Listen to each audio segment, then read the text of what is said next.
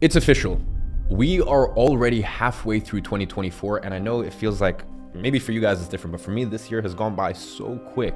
But nonetheless, the question you have to ask yourself is, what have you accomplished so far? Have you made any progress towards the goals that you set for yourself at the beginning of the year?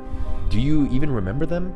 Here's the cold hard truth. If you can't point out at least 3 concrete actions you've taken to accomplish your goals in 2024, I'm sorry to tell you, but you've most likely wasted the first 6 months of the year. You're already halfway through and making 2024 another year where nothing changes for you. So if you're fine with 2024 being another year wasted in your life, well then, you can just close off this video right now. You're aware of the consequences of it already, and that's your decision to make.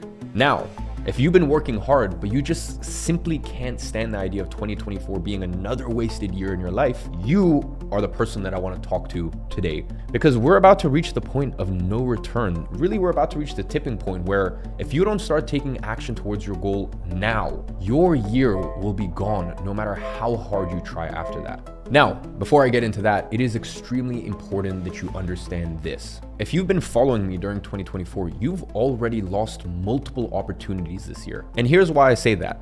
At the beginning of the year, I ran an event called Time's Up, where I taught you exactly how to use your phone to start making money with the attention economy. We have had 16-year-olds getting to $2,000 a week just by applying what they learned from that free event. And did you take action on that?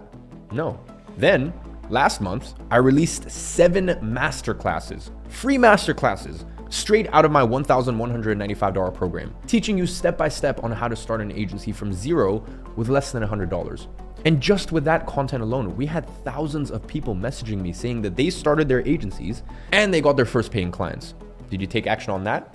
No. And then finally, at the end of last month, I opened up a huge opportunity for a small group of people to join that program and work closely with me and my team. And we've already had dozens of people making $2,000, $3,000, $5,000, $10,000 a month already inside the program. Did you take action on that? No. So the bottom line is this: it could have been you on one of these screenshots, getting paid thousands of dollars a month by clients, but you lost those opportunities. And a lot of you messaged me saying that you wanted to join, but you didn't have the money to do so. So today, I'm going to show you what you need to do to start making your first $1,000 a month in 2024. So that way, you finally stop missing the opportunities when they present themselves to you. And so that you have the money and resources to take full advantage of them. Because quite frankly, you can't afford to keep losing opportunities after opportunities. But here's the good news. Starting to make your first few $1,000s online in 2024 is actually pretty simple. It literally only takes 5 steps. And in today's video, I'm going to give you a step-by-step bulletproof plan to do that. And it all starts with step 1, which is action-based goals. Here's the deal. You have to stop setting result-oriented goals, because these types of goals, more often than not, hurt more than they help. First, because they put that result on a pedestal.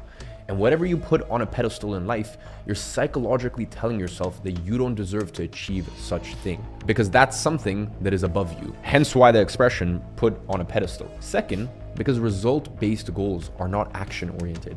If your goal is to get to $10,000 a month, you have no measurable way to judge if the work you're doing right now is actually moving you towards that goal. And in that case, you just have to resort to judging your progress subjectively, just based on feelings. So if you've ever felt like you're putting a lot of effort into achieving your goals, but you never seem to get there, that is why. Because you don't have a way to objectively judge your progress. And it feels like you've been putting a lot of effort by watching dozens of hours of content every single week and trying to follow countless different methods, all to no avail. And that leaves you frustrated, wanting to give up, and feeling that this isn't for you. Now, if you've ever been there, you know what I'm talking about. And all of this frustration and lack of real world results stems from the fact that you keep listening to personal development gurus that keep telling you, set your goals, but they never show you how to actually set your goals in a way that you can accomplish them. And then you set result-oriented goals, and this hurts you more than it helps you, because it sets a destination without providing you a map on how to get there. So, what's the solution then? You have to set action-based goals instead. Now, what is that? Well, they are actions that if taken consistently every single day, the likelihood of you achieving your result goal becomes much higher. Just think about it. If instead of setting your goal to get in shape or put on 10 pounds of muscle in a year, you set your goal to complete 220 weightlifting sessions this year. And for example, have 250 days where I eat more than 3,000 calories. Which one of them would be easier to execute on and measure your progress? First of all, you can't even measure or judge get in shape. What the fuck does that mean? It's a shitty goal to start with. Now, put on 10 pounds of muscle is slightly better because you can measure 10 pounds, but it's still a vague goal because what do you actually need to do in order to put on those 10 pounds of muscle? Now, you may say, go to the gym, but how often? Going to the gym once a week is very different than going to the gym 6 times a week. And that could be the difference in building those 10 pounds of muscle or falling short on that goal. And that is why you must be action-oriented here. Because what is the chance of you completing 220 weightlifting sessions in a year and having 250 days where you eat more than 3,000 calories and you not putting on muscle? Virtually zero. So with a goal like that, as long as you execute on it, your desired result will become a byproduct of the actions that you're taking. And if you fail to execute on an action-based goal, you know exactly where you failed. You know exactly how far away you were from the goal and what you need to improve on in order to get there. And just like that, you have a map to your desired destination. Now, everything I just told you is quite obvious. You know this. You have heard it before. And probably more than once. You need to set your goals before you can accomplish them. And if you fail to plan, you are planning to fail. And yet, you still haven't set your goals properly. You see, the reason why you don't succeed in 95% of cases is because you don't do what you know you need to do. So let's just go ahead and stop with the bullshit excuses and set the right goals right now together. This way, by the end of this video, you can have a proper actionable plan to work with for the second half of this year. Now, I'm not here to help you with your fitness goals. You can find someone in the fitness space to help you with that. I am here to help you with your business and financial goals. With your fitness, setting action-oriented goals is pretty straightforward because your goals are pretty much always going to be related to diet and training. Now, with business and financial goals, it's a little bit trickier than that. For example, if your goal is to get to $10,000 a month, breaking that down into action-oriented goals is not as straightforward. I mean, after all, there are thousands of ways to make $10,000 a month. So here is where we get to the second step of our plan. Step number 2 is simply figure out how you're gonna make money. Ask yourself, how the fuck am I gonna make money? And that's actually the most important question you need to answer in order to set your financial goals. And to be honest, if you're watching this video, you probably don't have a concrete answer to this question. So instead of me trying to answer this for you and tell you that the best way to make money is X or Y or Z or this or that, instead, let's figure out this answer for your specific situation together. The one thing you're gonna need is a skill that can generate you money. And there are thousands of them. It might be designing websites on Wix, building an e-commerce store, creating spreadsheets on Excel, even flipping phones on eBay. Those are all monetizable skills. And there's literally thousands of them. Now, granted, some are better than others. So really you have to ask yourself, how do you figure out which one to choose for your specific scenario? So let me show you how. And for that, we're gonna have to use 4 parameters. The first one is ease of learning. Now, this is pretty self-explanatory. There are countless high-paying skills out there. And if you don't currently possess any, you wanna get started with something that you can learn easily so that way you can start making money as quickly as possible. It doesn't matter if something is the highest paying skill if it requires you to learn a new language like Mandarin, which could literally take you years and years. We want something that pays well, but is also quick to learn, or at least learn the basics needed to start getting paid for that skill. Now, our second parameter is perceived value. And the concept here is actually the opposite of the ease of learning one, because it doesn't matter how easy a skill is to learn if no one is willing to pay for that skill, or if people are only willing to pay low amounts for that skill. And that's what perceived value is. For example, you can be a master at formatting computers. And there's even people who are gonna pay for that. The problem is, no one is gonna pay top dollar for that. It doesn't create virtually any value for the client, so they're only gonna pay low amounts for that. On the other hand, let's say you are a tax advisor who figured out a loophole that allows big companies to save 8 figures a year in taxes. In that case, your perceived value to those clients is extremely high. And as a result, you can easily justify a 7-figure fee for your services. Basically, the higher the perceived value of a skill, the more you get paid for it. And what we want is to find the best balance between ease of learning and perceived value, where a skill pays you well, but it's also easy to learn. Then our third parameter is barrier of entry. Now, this is important because some skills will require you to acquire certain tools or make an initial investment that increases the barrier of entry. And if you are a beginner, that is something you want to avoid like the plague. The lower the barrier of entry, the better. The less you have to invest, the higher the likelihood of you not burning through your savings. And finally, our last parameter is personality fit. And this is actually the most important parameter that everyone overlooks. It doesn't matter if a skill has the highest perceived value or is the easiest to learn or has a low barrier of entry, but it is completely opposite to your personality type. If that's the case, you're going to fail with it. And that's why you keep failing with methods that seem to work for everyone else, because it simply doesn't match your personality type. For example, let's say that you can't stand being too long in front of a computer and you love interacting with people. Well, if I tell you that coding is the best skill for you to learn, you're gonna fail because it simply doesn't match your personality type. Now, on the other hand, if you struggle with socializing and you prefer to work on logical and analytical tasks, me sitting here and telling you that sales is the best skill for you to learn would be horrible advice. And that's why every time someone gives you a one-size-fits-all solution, you kind of need to take it with a grain of salt. The most important thing you need to understand here is you have to choose something that plays to your strengths rather than your weaknesses. So let's figure out what the ideal skill is for you using these 4 parameters. If you Google top 7 high income skills for 2024, here are the top results that you're gonna get. UX designer, copywriter, coding, sales, SEO, e-commerce, and blockchain.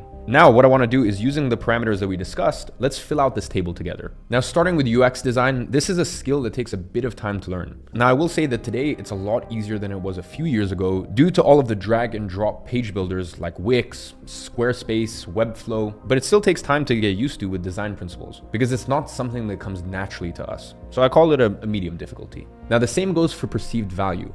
Web pages can be very valuable for businesses, but the same tools I just mentioned made it much easier for businesses to create it themselves. So because of that, its perceived value is not as high as it once was. And the barrier to entry is low for the exact same reason that I mentioned. Finally, this is better fitted for people with more creative and introverted personality types. Now for copywriting, if you don't know what this is, it's basically writing for sales. You're writing things like ads, product pages, email newsletters, etc. Although it takes years to truly master copywriting, learning its basics is actually pretty straightforward. And that's because there are proven copywriting structures that you can follow easily to write simple scripts, which pretty much takes 90% of the guesswork out of the process of writing. And most importantly, opposite to UX design, copywriting is something that comes naturally to us. And that's basically because copywriting is essentially a chain of logical arguments stuck together. And creating logical arguments is something that we're all trained to do as humans. I mean, that's how we communicate with each other. And more importantly, you've been writing ever since you were young, 4, 5, 6 years old. So you already know how to write. All you need to do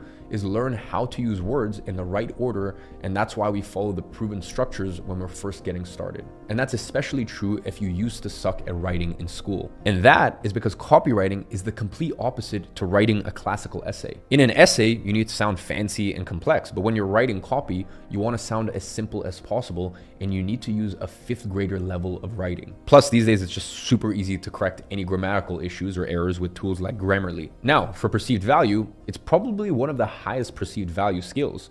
And that's because it's a skill that directly generates sales. It's super easy for a client to track a return on the copy that you write them. And the better that copy is, the more they sell. A simple copywriter can double, triple, or even 10x the size of a business on his own. The barrier of entry is very low. All you need is a computer and internet access. And when it comes to personality type, most people think this is a creative role. But personally, the best copywriters I come across are always very analytical and logical types of people. And I think that's basically because they're able to communicate following one logical line of thought without getting dispersed midway through it. I think creative people tend to struggle with that problem more. Now, moving on to coding, I think we can all agree this. It's quite hard to learn. It requires investing a lot of time into it, and it's almost like learning a new language from scratch. Now, when it comes to perceived value, it's also one of the highest valued skills there are today because there is a booming demand for it.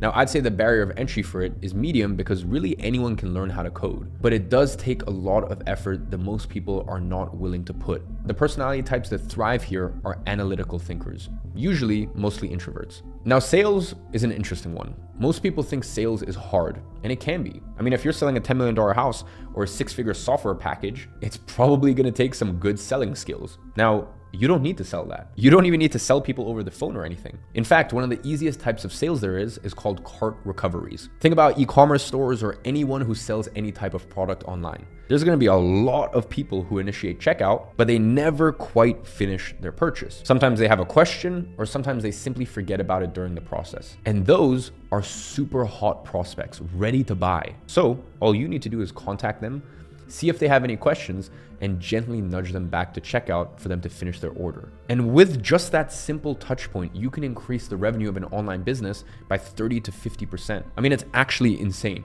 And all of this can be done through messages, by the way. And how hard do you think it is to write a few simple messages and answer a couple questions from someone who's already interested in buying? It's about as complex as the work of a cashier. Literally anyone who can send messages can do it. And the great thing is, its perceived value is very high. For the exact same reason as copywriting, you can attribute a direct return for this activity, and it generates the business revenue that would have been lost otherwise. So it is pure bottom line for them, thus making it a very high perceived value activity. Now, this is the type of skill I'm referring to when I say balance high perceived value and ease to learn. Now, the barrier to entry for this is about as low as it gets. You need a smartphone and an internet connection. And when it comes to personality fit, this works well both for extroverted and introverted personalities. Because although you're talking to someone, you're doing it mostly through messages. So it's fine. The only personality that may struggle with this is the ones who need more of a creative type of work and don't enjoy repetitive tasks. Now, moving on to SEO, this is basically writing articles and blog posts to rank on Google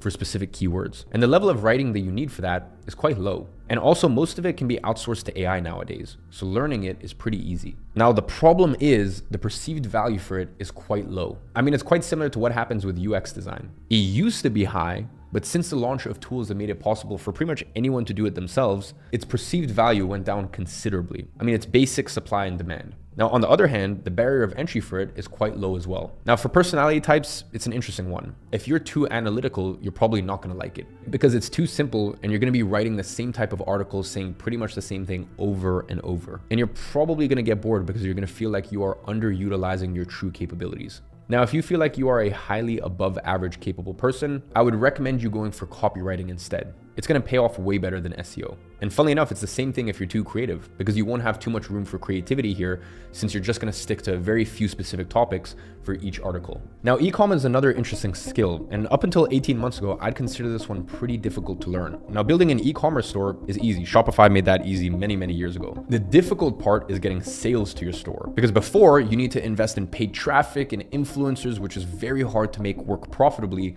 when you're first getting started. But around a year and a half ago, a new way of doing e-commerce started popping up, and that is through viral TikTok products. Because with it, all you need to do really is to create a TikTok account and post a bunch of videos that are already edited by someone else until a few of them start to pop off. And with that, you can get enough traffic to sell a few hundred or even thousands of units every month. And literally anyone is capable of posting videos on TikTok. The only thing you need to learn is how to find the right viral videos and products, which I'm going to talk about in just a few minutes. Now, when it comes to perceived value, it's high because when you master this skill, you become capable of scaling e-commerce stores to 6 and even 7 figures without having to spend a dime on marketing, which is one of the most in-demand skills today. And the barrier of entry for it is quite low as well. You just need a phone to post from and a TikTok account. And when it comes to personality type, I'd say it works both well for extroverted people and introverted people.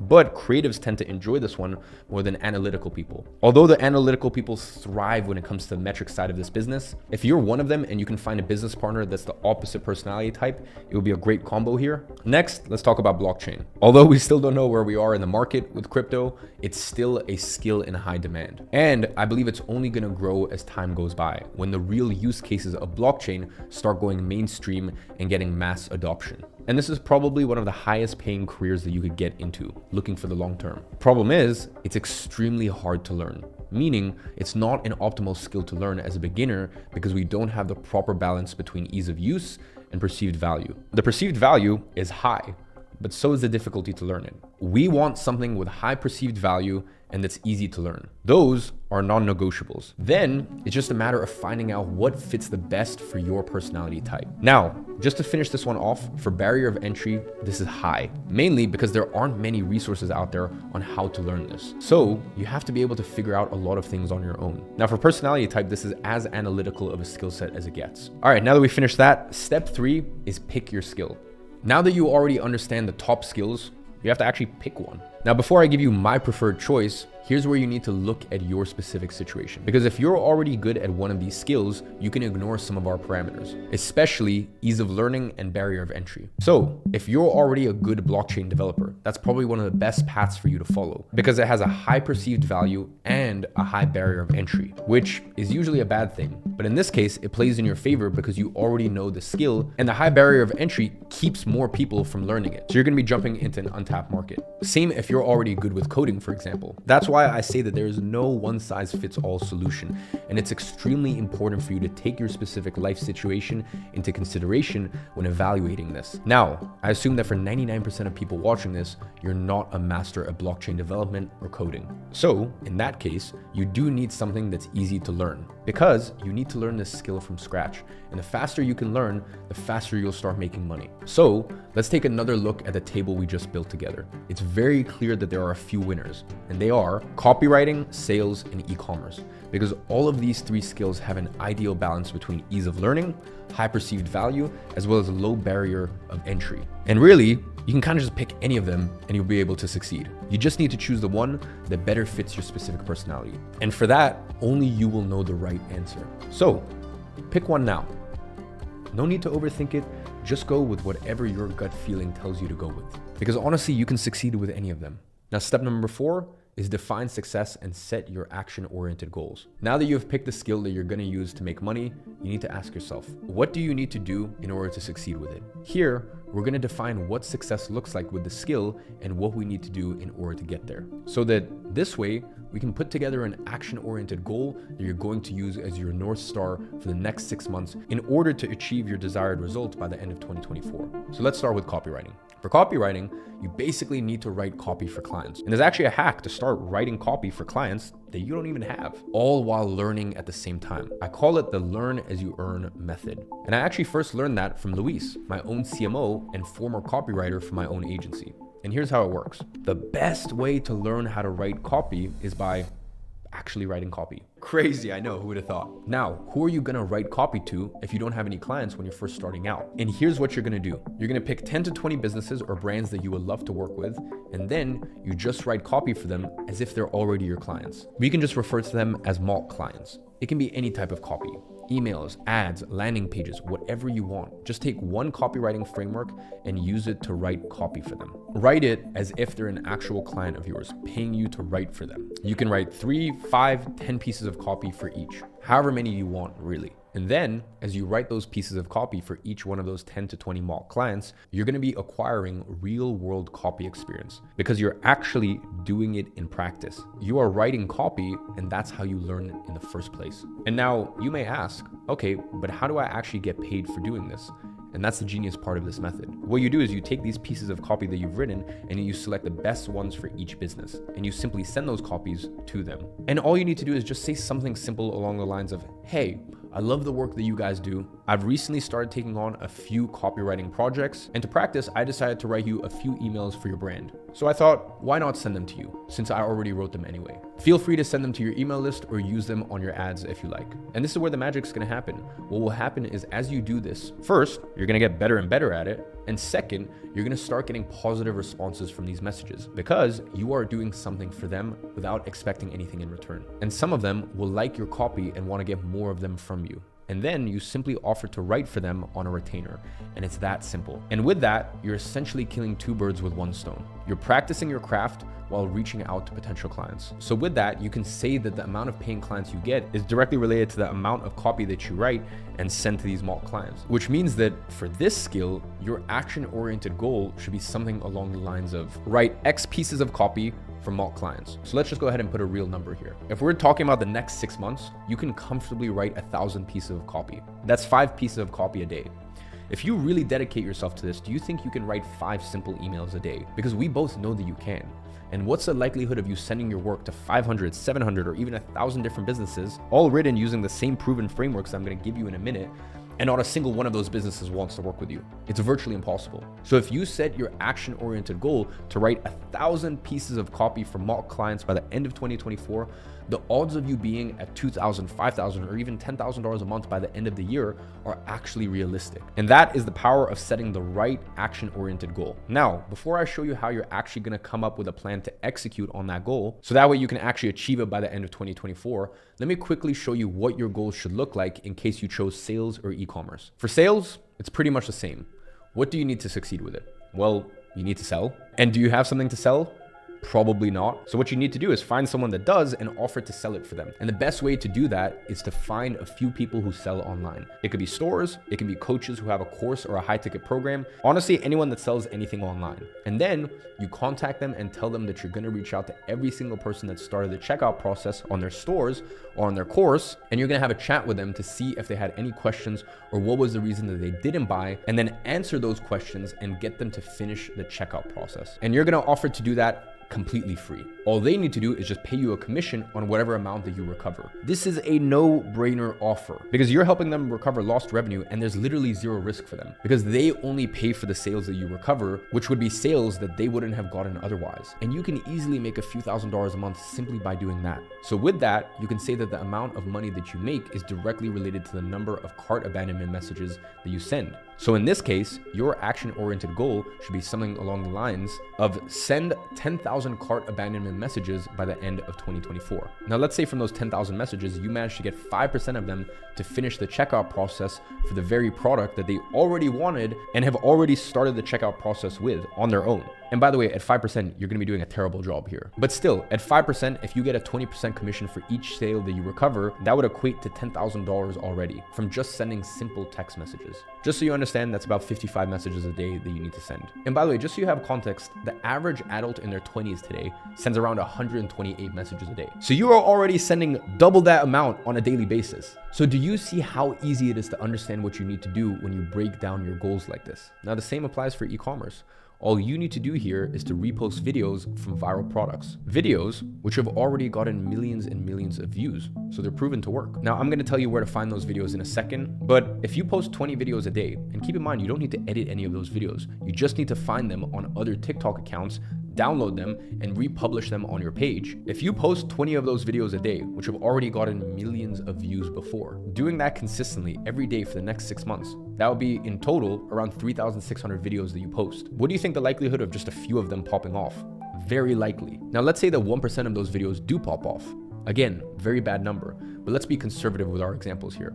That would be 36 videos. If those 36 videos get 100,000 views each, which is not much at all for TikTok, that would be about 3.6 million people watching your product videos. And if only 0.1% of them, not even 1%, let's just say 0.1% of them, like your product from the video and decide to buy, well, then that's 3,600 orders on your store.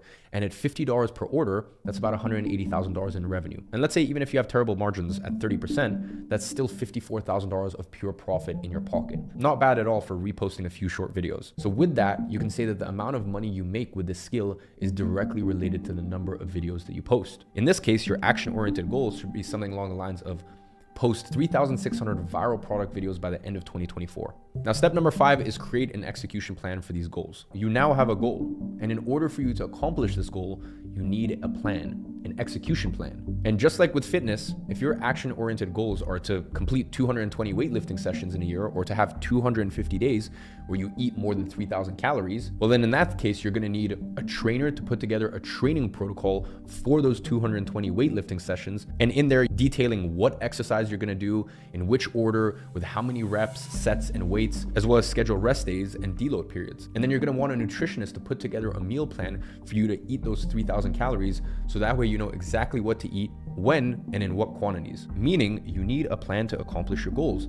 And honestly, this is where 90% of people fail, because they just wing it with their plan. They try to come up with a plan themselves, watching a few YouTube videos on how to count calories, and then they build a meal plan and training protocol on their own. So that way they end up with a shitty plan that's basically setting themselves up for failure. They lost the battle before they even got to the battlefield. It is simply flat out dumb. So you have to make sure you don't follow the same trap and make this one big mistake when developing your plan. As I mentioned at the beginning of this video, if you fail to plan, you are planning to fail. So what you need to do now is, if you're moving forward with copywriting, put together a plan on how you're gonna write 1,000 pieces of copy for multiple clients by the end of 2024. If you're moving forward with sales, put together a plan on how you're gonna send 1,000 cart abandonment messages by the end of 2024. And if you're moving forward with e-commerce, put together a plan on how to post 3,600 viral product videos by the end of 2024. Because this way, you're gonna know exactly what you wanna achieve, what you need to do to achieve that result, and how you're gonna do it. Now, just like in the fitness example, you have two approaches you can take to get that plan put together. The first one is to do it yourself. Again, it is a valid option if there's nothing else you can afford to do, but you have to remember that putting together a business plan is inevitably more complex than figuring out how you're gonna eat 3,000 calories in a day. So if you wanna resort to YouTube videos to teach you how to do that, I mean, listen, it's better than nothing, but it most likely hasn't taken you anywhere so far. So really keep that in mind when you go for this approach. And know that your likelihood of failure is much higher here. Your second option is to get a professional to develop this plan for you. Again, just like